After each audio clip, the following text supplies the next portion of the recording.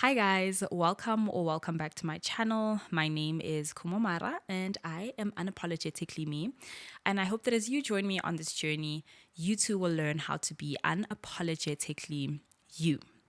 Now, as you can see, today's setup is a little bit different. I have a mic in my hand, which means something a little exciting and a little bit nerve wracking as well. Or let me say, it's a lot exciting and a little bit nerve wracking as well. We're starting a new series. I'm introducing a new series on the channel, and this series is essentially a podcast series. It is called The Internal Conversation, right? So we're going to be speaking basically anything that the Lord lays on my heart to speak to you guys about, anything that I see within the society or whatever it is that I see that can help empower us, that can help somebody that is watching, right? Help myself too, because I'm not perfect by any means, improve. So that is exactly what we're going to be doing today. Today's topic is a little bit nerve wracking for me. The fact that I'm holding this mic in my hand is a bit of a miracle on its own. I've had this equipment probably for over a year now.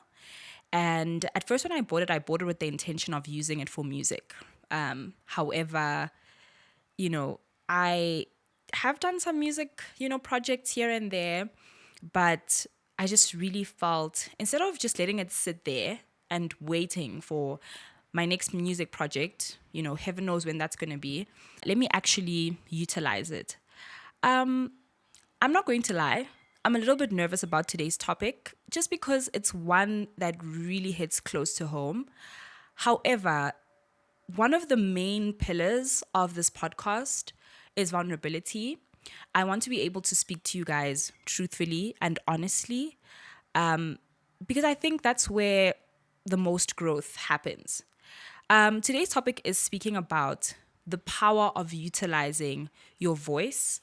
And I guess, as a great introduction, how I've struggled to get comfortable with my own voice. And even right now, as I'm speaking to you, just the internal challenges that I've had to face to get to this point where I actually was just like, enough is enough. My voice does matter. What I have to say to the world matters. And I am going to actually stop delaying my dreams and stop delaying what God has placed in my heart. And I'm actually going to just go out into the world and do what I need to do. So, yeah, let's speak about it. The first thing that I would just want to, I guess, address, right, is that I think a lot of times as people, and I think I'm going to speak as a woman because that's what I resonate most with. As a woman, I think sometimes it can be very difficult to feel like what you have to say matters in the room. I was actually doing a study one time when I was running a tutoring program, and I was specifically focusing on young girls and women empowerment. And I was reading a study, doing my research. I can't remember the exact figures, but I remember how they spoke about, I think they said that women will typically apply for a position only when they qualify for 100% of the requirements, only if they meet 100% of the requirements, whereas men would typically apply for a position even if they only meet 60% of the requirements.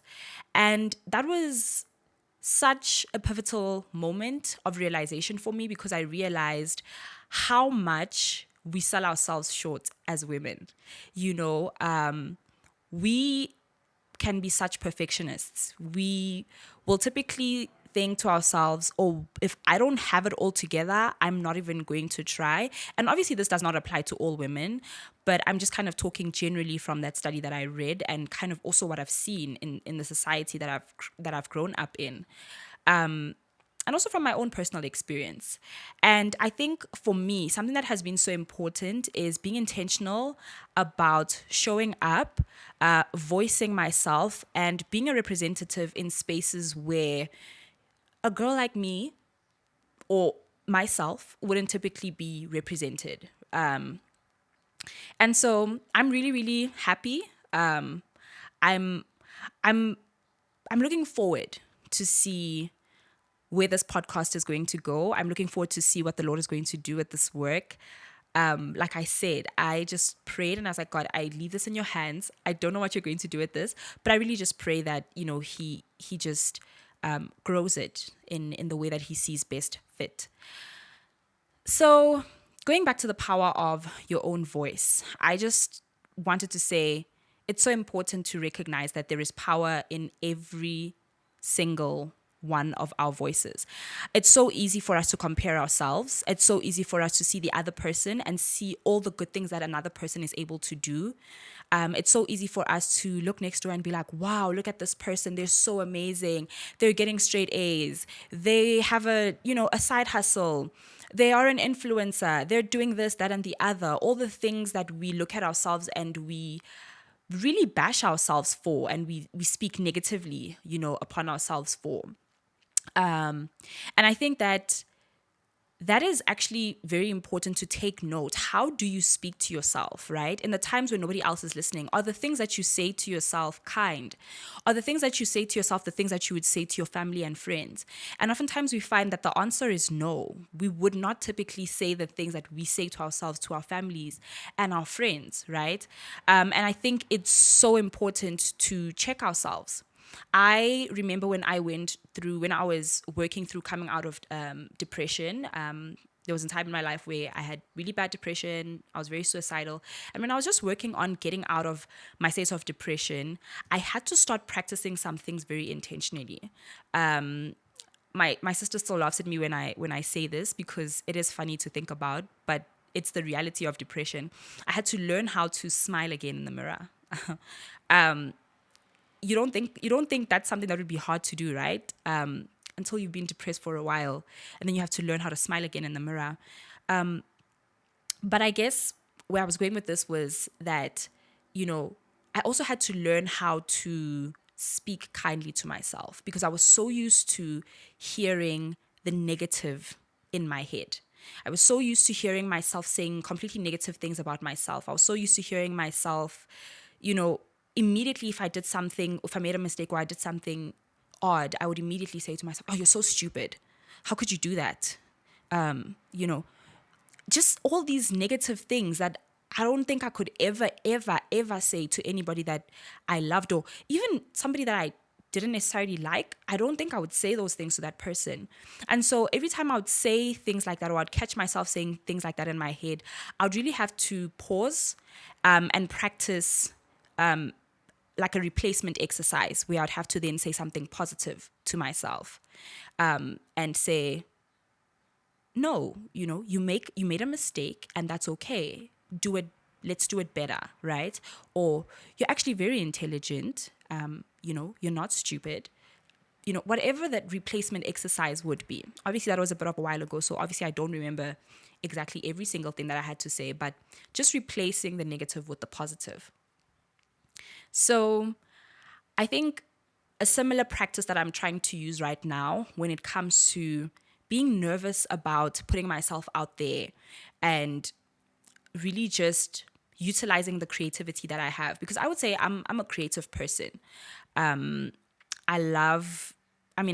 sing, dance, do all of those lovely things, but I just really, really enjoy tapping into my creativity, practicing that, and the space that I found can offer me a platform to do all of those things is social media.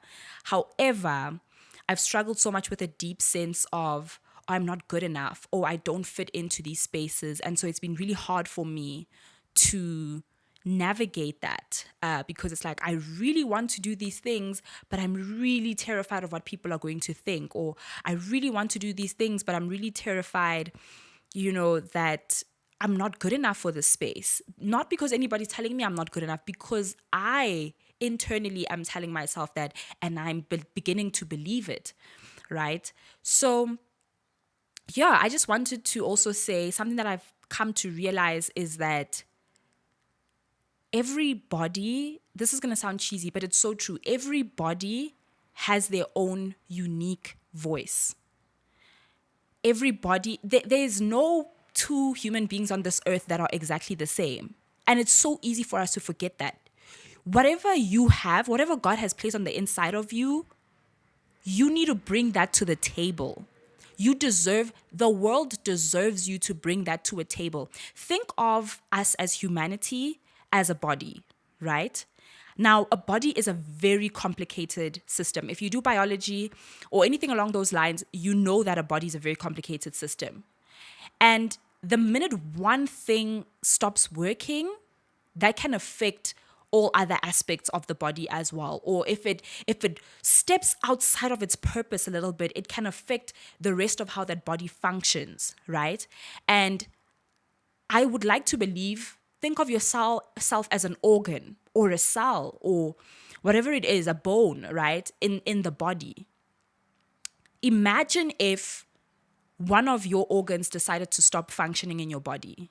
That would make the entirety of the system fail or begin to suffer, right? Disease or whatever the case may be, right?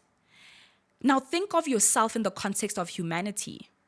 Imagine if you decide to hide your talents and your gifts and your light that God has given you, and you decide to hide or belittle yourself, speak negatively upon yourself, or allow those voices that you're hearing in your head to hold you back from living and walking in the purpose that God has given you. Imagine the world would be missing, right, of an important organ, an important part of society, something important and something great that you bring to the table. And I know what some of you guys are probably thinking, oh, well, Khumo, not all of us are going to be Elon Musk. Not all of us are going to be Oprah Winfrey. It's not about that. It's not about becoming Oprah Winfrey and becoming Elon Musk. By the way, I have nothing against them. Love Oprah. She's like one of my favorites. However, it is important to understand that you matter. Whatever your purpose is, whatever your gift is, you matter.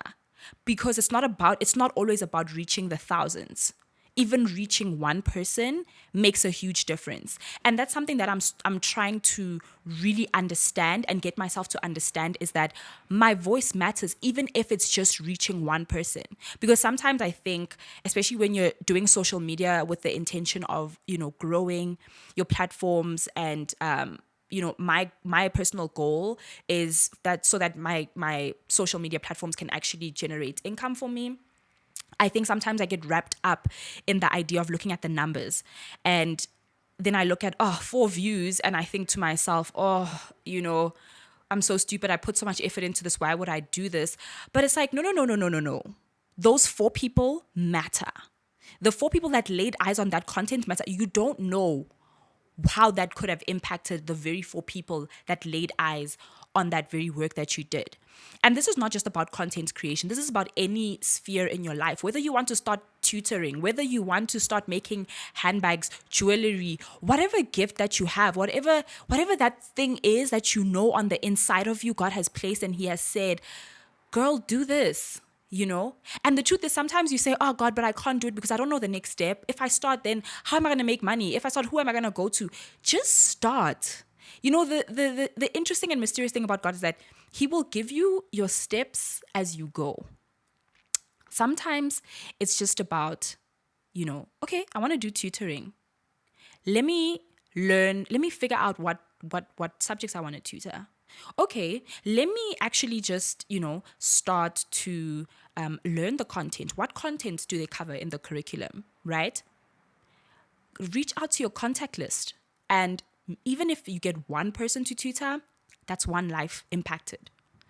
And actually 2, because that's you as well. Now you get to prove to yourself that you can, and that voice inside your head was wrong, right? And I'm also not going to say success is not an easy journey. Sometimes you're going to try things and you're going to fail. I was actually having a conversation with one of my good friends. Shout out to her. I'm not going to say her name because I don't know if she wants her name out there like that. But one of my good friends and I were having a conversation, and I was just telling her that one of the most difficult things for me when it comes to putting myself out there, whether it's through entrepreneurship or just having desires and dreams and goals, is that oftentimes I know all the steps, right? I've had the privilege and the advantage of doing a lot of different workshops and going to a school that taught taught me a lot about entrepreneurship and like just the practical steps of like, oh, okay, I understand the financial aspect. I understand the project management aspect. I understand all of those different aspects. But now I'm standing in my own way of becoming who I need to become because I'm in my head about it. I don't want to fail publicly. I'm scared of the shame of failing publicly. I'm too scared that I won't be able to make it, or that if my dream doesn't succeed the first time around, it's going to crush me so much that I won't be able to pick up the pieces and pick myself back up. And she was just, and every time I'd say these things, I'd be like, I don't mean to make an excuse, but, or say, I don't mean to make an excuse, but. And she said something so simple to me. She's like, just start, In a nutshell, she was like, just start. You might try something and it might not work the first time. It's okay. Sometimes you have to go through several different ventures, businesses, ideas before you actually find the one that's going to work for you. But you have to start. And even in our conversation, we're talking about the whole concept of being in something for the long haul. I think it's so easy because we live in a society where we consume things very quickly. Everything happens very quickly. You make, our videos are quick. Everything is very quick. And sometimes you have to understand that you need to have a bit of a long-term perspective. But, and this is very key, you also need to understand when to quit. There's a book that she actually recommended to me to read. She said she was going to send it to me. I'm actually going to leave that book in the description. I think it's called The Dip, and it basically teaches you how to know when to quit, because I know quitting has such a bad rep, but it's actually sometimes very important to understand when it's time to let go. And quitting doesn't always have to necessarily mean, oh, you're quitting, you're putting everything down. Sometimes it means selling the business. Sometimes it means, knowing that, okay, I've learned everything that I need to learn through this. Let me stop here. To put a long story short, I just wanted to come here and tell you guys that there is power in your voice. There is power in the gifts and the talents that you have been given. There is power in the ideas that you carry inside of you. And you should never doubt that power, and you should never doubt that ability. I hope that this will be a community of people who can support each other. We can hold each other's hands. We can hold each other accountable to the ideas and the gifts and the talents that we've been given. So that's number one. Know that there is power in your voice. Number two, begin. Just start, right? From wherever you are, start whatever it is that you want to do. Use what you have, and you'll figure it out as you keep going forward. And last but not least, this one is something that I've hated hearing from people for the longest time, but it's actually so important. Pray. Guys, in all things, pray. Pray about everything that you do. I'm going to give a little bit of a story time. Oftentimes, when I wanted to start something, I'd be so afraid to pray about it because I was so scared that God is going to say no. And I didn't want to hear that. So I would just do things without praying about them. I would do things haphazardly in my own way without really inviting God into that space and saying, hey, God, this is what I'm thinking. What do you think about it? Or, hey, God, this is what I'm about to embark on. Please just hold my hand and walk me through this. And that's what I want to do differently this time around. I want to be more intentional about praying. And I believe that it's going to yield really good fruit. I believe that it's going to impact so many people and help just to build communities and to build ourselves back up and to heal, right, this body of humanity, one cell at a time, one organ at a time, as each of us believe in ourselves and we continue to just do what we have been called to do and live in the fullness of our purpose. So, yeah, I hope that you guys enjoyed this session, this podcast series, episode 1. If there is any topics or specific things that you'd like to discuss, definitely comment down below. I will also be praying about it as well, like I said. So yeah, I'm really, really excited for this podcast, The Internal Conversation. It is long overdue, but I'm just so excited to have every single one of you guys. I hope to be hearing some positive feedback, and I hope to be hearing some positive comments. And yeah, thank you once again for joining me. My name is Khumo Mmara, and if you loved and enjoyed this, I hope that you stay. All right then. Bye. Now you're left mending broken hearts, baby girl. Don't let them play with